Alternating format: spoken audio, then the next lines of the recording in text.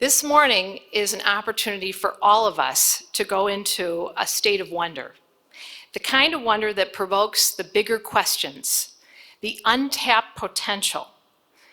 What is my untapped potential? What could be? Why wouldn't I? It's time, ladies, to seize your moment. So let's get started with the keynote conversation.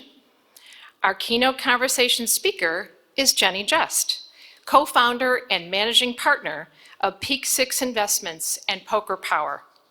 Jenny co-founded Peak 6 in 1997 as a proprietary options trading firm. It has since grown into a multi-billion-dollar financial services technology giant. With her daughter Juliet, she launched Poker Power in 2020.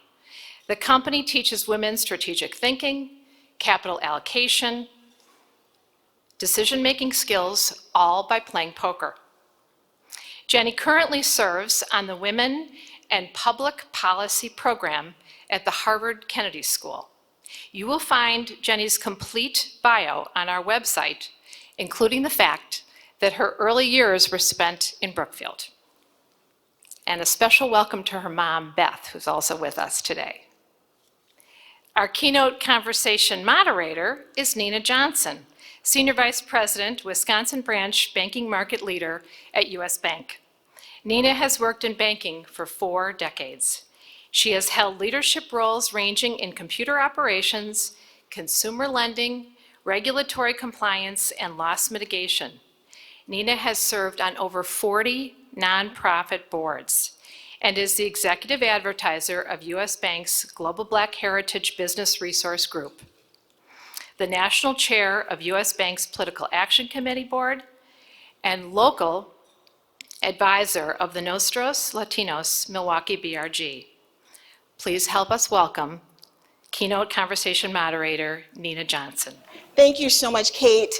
To Kate and Dan, this conference gets better and better. I'm like, I don't know what you're going to do next year because, I mean, this is amazing. Jenny, thank you so much for joining us, coming home. This is a bit of a homecoming for you with your daughter here, your mom's here. I think there's a childhood friend that's here that you haven't seen in decades. So I appreciate you joining us this morning. When we had the opportunity to get to know each other a little bit, I was just struck by your humility. You know, when you hear multi-billionaire with a B, there's a certain essence that comes along with that you assume exhibits, you know, strength and, you know, all of these things and walking on water, whatever it is for the person. Definitely not walking on water. Right. But for you, you managed to bring that full circle and realize that, you know, I'm here, but I'm here for a purpose. And so I appreciate you just taking a moment this morning to walk through some pivotal moments in your life. So let's go ahead and get started just with the intro. The first question is, what is your unofficial biography, or the Jenny Just your kids and your family know that the public may not? Mm-hmm. Well, first of all, thank you everybody for having me, Kate and Dan specifically. It's a real treat because I haven't spoken in Wisconsin before. I haven't spoken a lot in my history, but it's really cool to see this conference center and all of these women and a few of you guys too here, and you know, just shows the vibrance and the energy and the curiosity. Most important, I think that's going on here, and I don't get to see that every day. So, like you said, I grew up here. I was in Brookfield and Elm Grove, and I graduated from Brookfield Central. And yes, I grew up, you know, dance, art, sports was sort of my thing. I grew up with 4 brothers, so they kept me real. And I was fortunate enough to have, you know, a mom who was a school teacher and eventually stayed home and raised us 5 kids because my dad was working every day, and he had this famous phrase, every day is a work day. So I think that permeated very strong through all of the kids. And so, but when I went to school, I went to the University of Michigan, I wanted to go to the big city. So the big city for me was Chicago. So I reside there today. Maybe I pop around a few different places as well, but primarily Chicago. I really wanted to be there. And I didn't know what I wanted to do. And I happened into a job of options trading. And for those of you who don't know what options are, it's just a derivative product.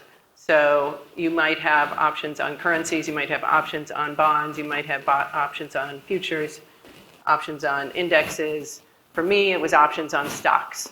So we have this world of thousands and thousands of companies that are public, and on those public companies, we are trading the options on those.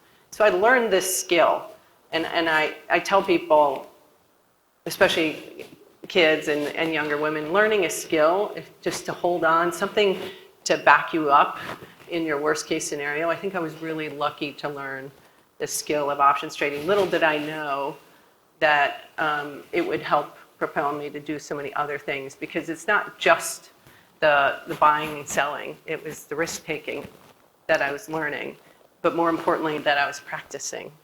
And because you're doing every second of every day, you're trading until the market closes. So I stood on the trading floor with all the guys. It looks about like this, right? With this high ceilings, probably you're all packed together, like arm to arm. So think like 5 times as many people as here right now. That's what it felt like down there. It's kind of like a sporting event every single day.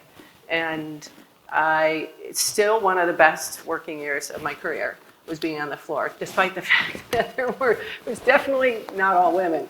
It was, there were very few of us. And I was able to just put one foot in front of the other. What I appreciated about Peggy's story was she put one foot in front of the other. And she didn't let anything stop her, and she used guidance and mentoring along the way. I unfortunately, in that male-dominated world, didn't have that many mentors, so I really looked to my family more than anything. And jumped into a career that was, I literally didn't know what I was doing. Like my first day I went, they took me to the trading floor. I actually didn't know I was going down there.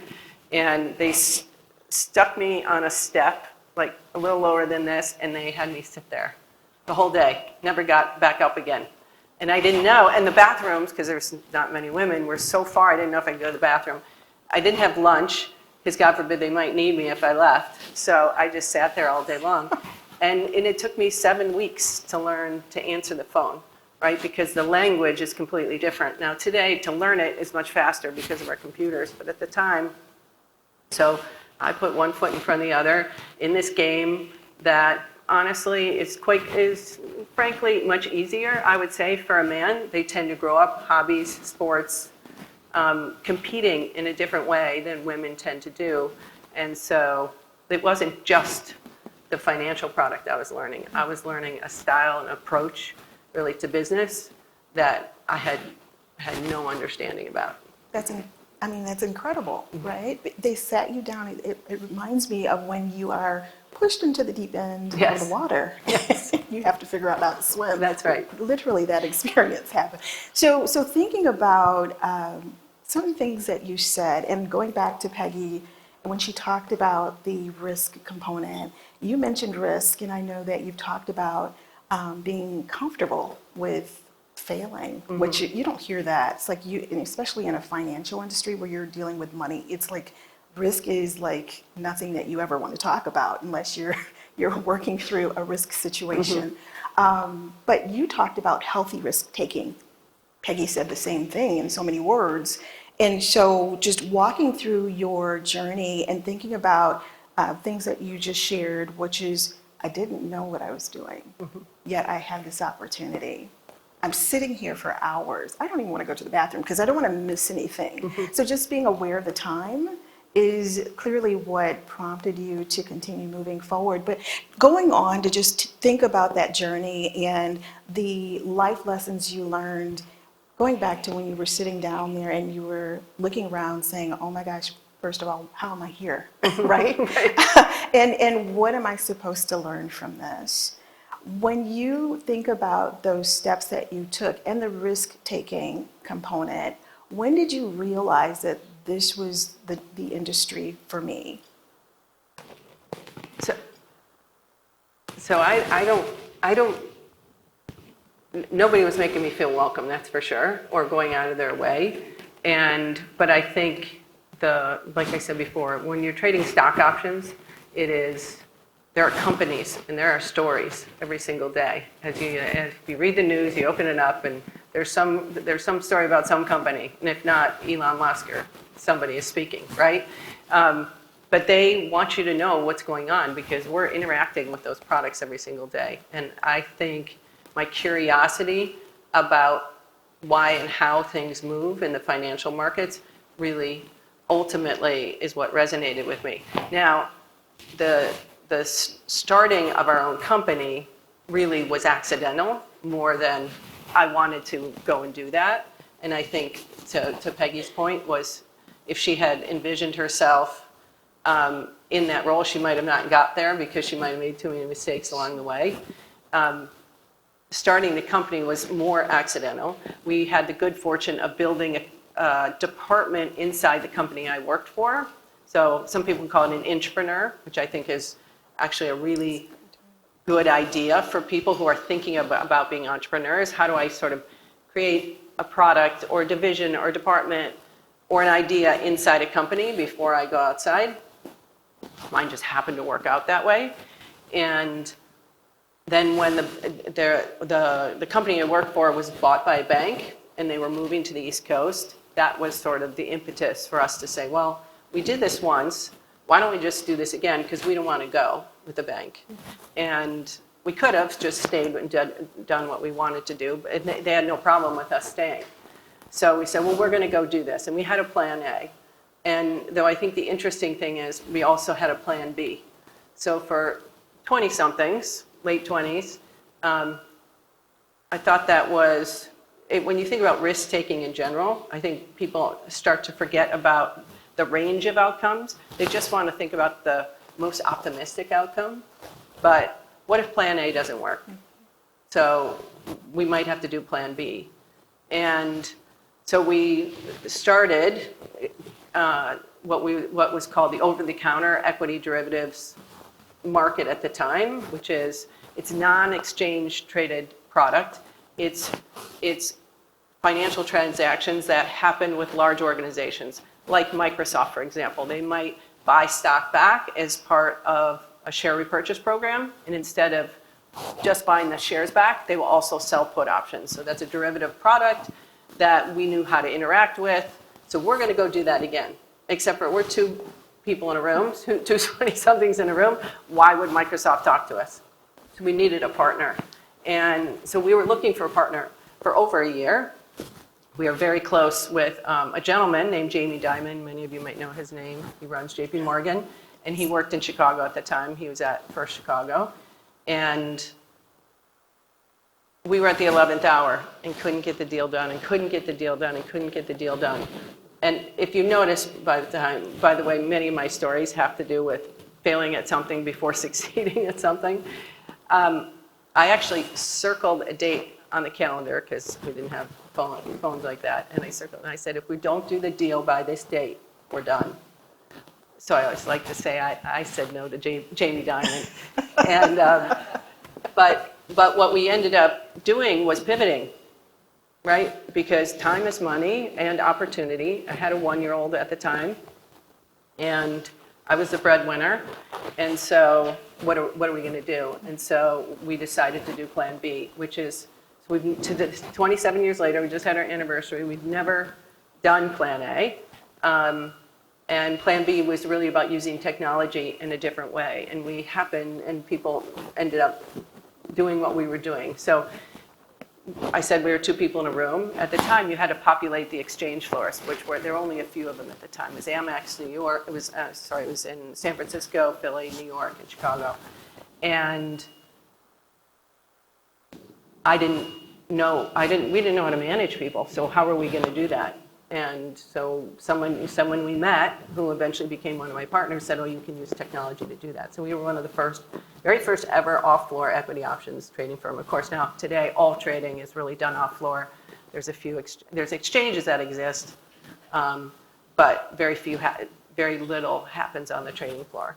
So that was a business we started. We started with $1.5 million, and we never raised money again, which is also highly unusual. So we were able to make money, so we call it proprietary trading.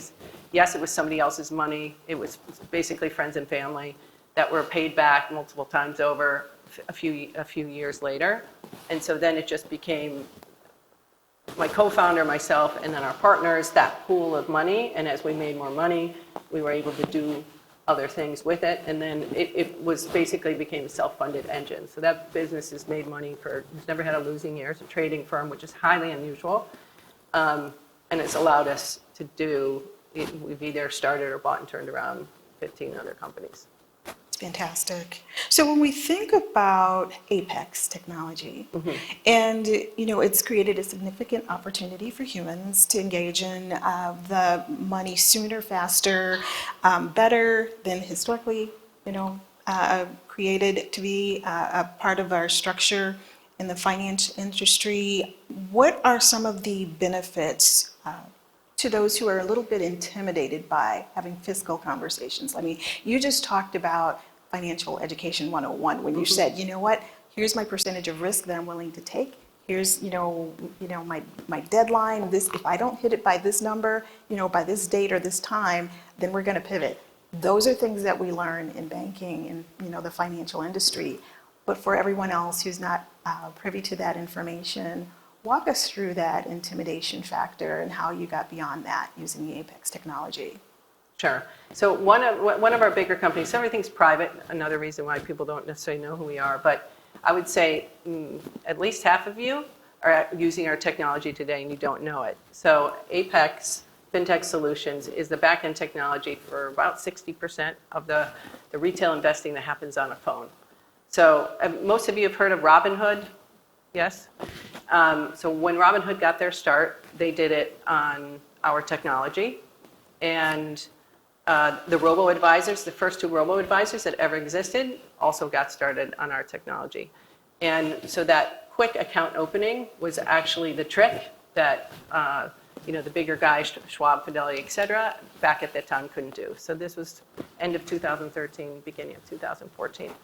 I always like to say, too, Robinhood has had their very interesting journey. They left us after about 6 years, and all the chaos that happened with the meme stocks and GameStop wouldn't have happened if they had stayed with us. So that wasn't me. But what Apex has been able to do, our whole mission is to democratize investing so that everybody has a chance to buy or sell a share of stock.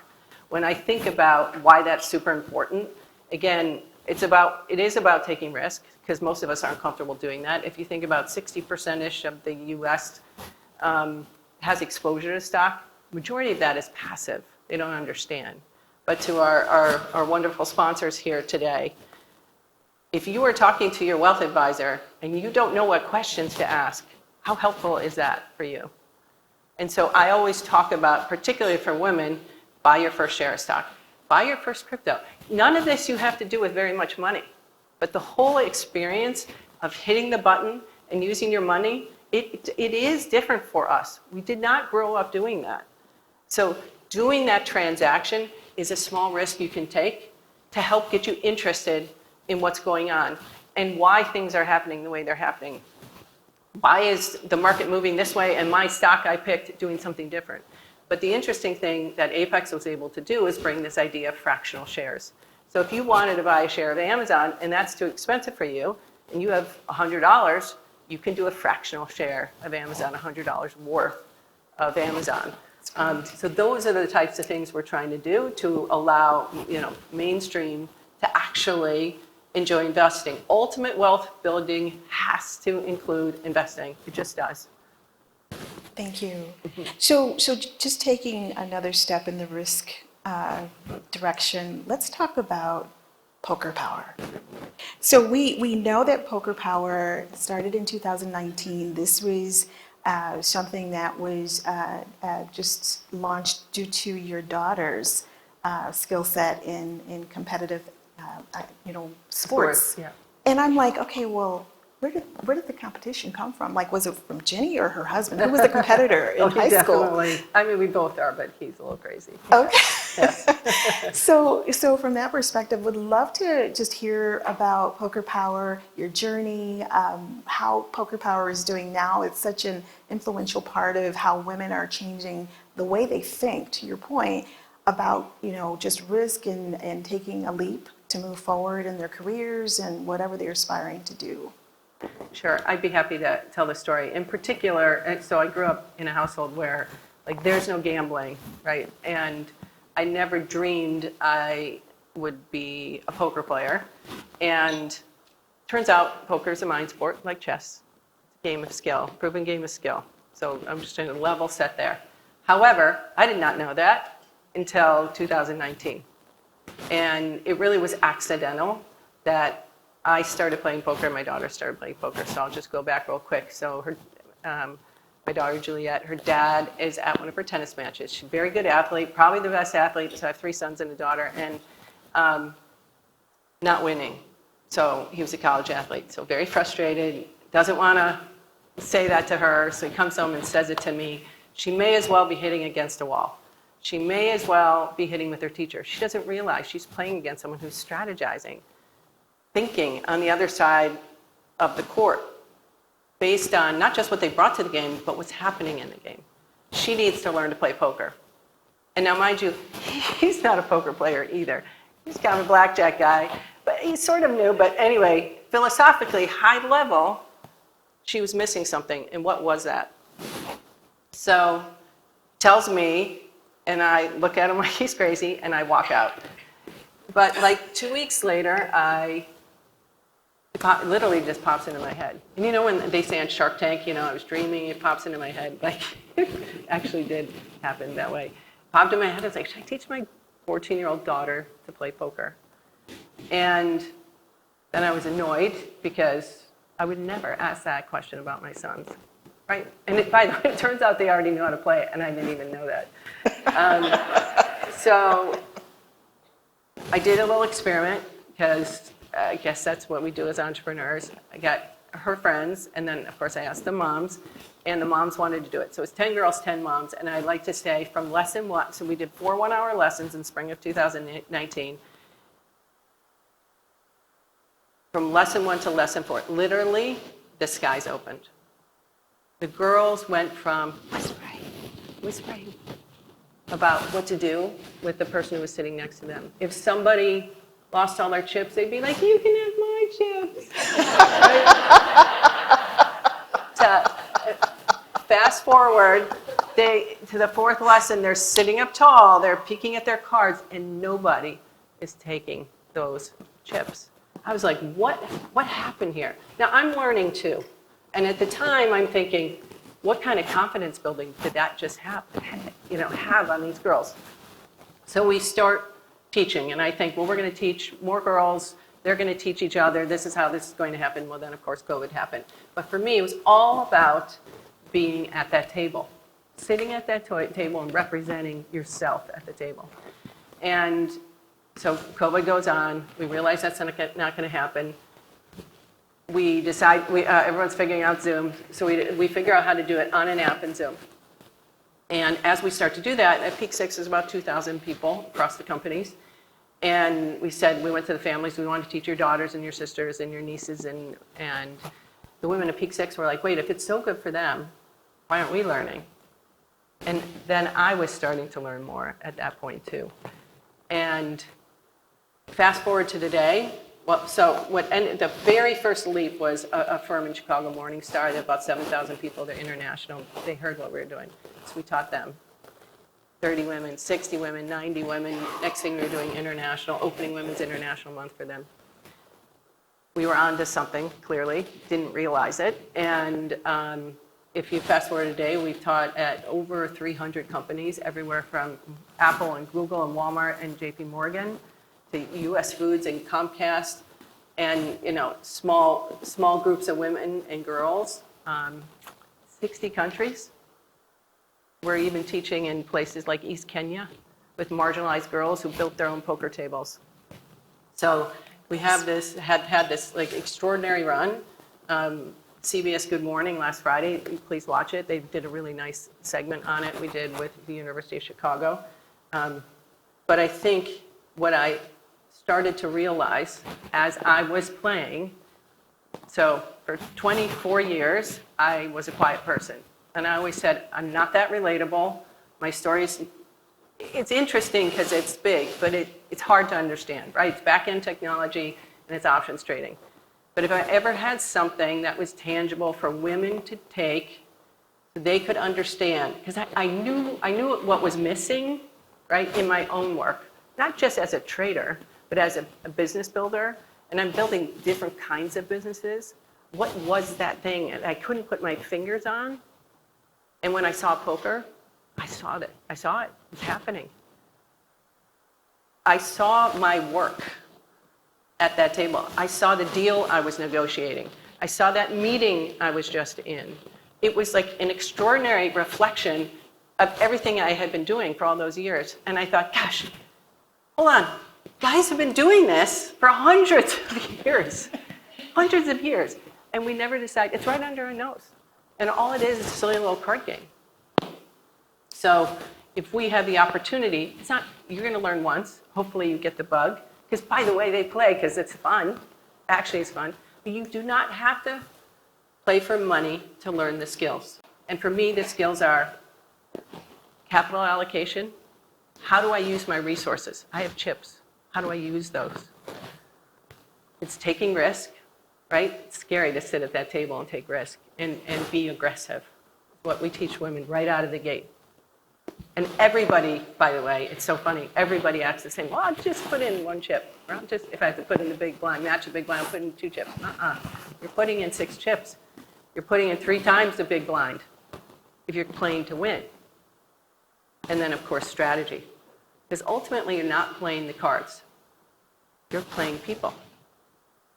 So it became this incredible framework, frankly, not just for women, but for my own firm. So we use the poker framework. We talk about it all the time with my partners. And I have some male partners who didn't play. I was like, you better start playing. So we actually play at work. Everybody at Peak 6 learns when they come in. But more importantly, we're on a mission to teach a million girls and women the game. And we have an app. By the way, there is a QR code in your program. So when you go to it and sign up, Kate had a great idea because she wants to keep this community thriving and going when you leave, which is hit event, you go to BizTimes. So definitely go to the BizTimes so you'll be part of that group. And it'll also offer you some opportunities if you do it next week for discounts and classes and things if that's what you want to do. So we teach virtually, we teach in person. We are working with companies 8 to 10 times a week. We are around the country and we go international as well. So that's a long story. No, that's great. You've covered several questions. I got several. Very efficient. So as a woman who's leading the charge in this very new space, we think about the whole fintech industry overall. What are one of the, I would say, what is one of the life lessons that you can share with us as a woman, just breaking a glass ceiling that you didn't even know was there, I would imagine, because this is something totally new. You've just kind of created a new platform. But what is one of the main lessons you'd like to leave with us today? So I think about, most people think about taking risks like it's big, right? I'm going to lose a lot of money. I have to jump out of a plane, right? It's not about greater risk. It's about more risks with an S. You should be taking more risks every single day. And you're actually probably taking more than you think you are. And it's a very individual thing. But I think the opportunity to take more risks with an S every single day gets you better at doing it. That's the interesting thing about poker. Every hand is a risk. That's why now all of a sudden I'm practicing doing that. And I like to talk about something called compound experience, like compound interest, which many of you are familiar with, right? I put in my principal, I get some interest, then I reinvest the principal and the interest, and I get interest on my interest. right? So I get exponential growth. The more risks you take earlier, the more they compound on each other. And they're not all going to be winning opportunities. How many of you saw the Roger Federer when he was giving his commencement speech? Did anybody see that? And they talked about, he said, how many points do you think I've won as a professional tennis player? 54%. 54%. Best player in the world. I will tell you, when we trade equity options every single day, we lose 46 to 48% of our trades.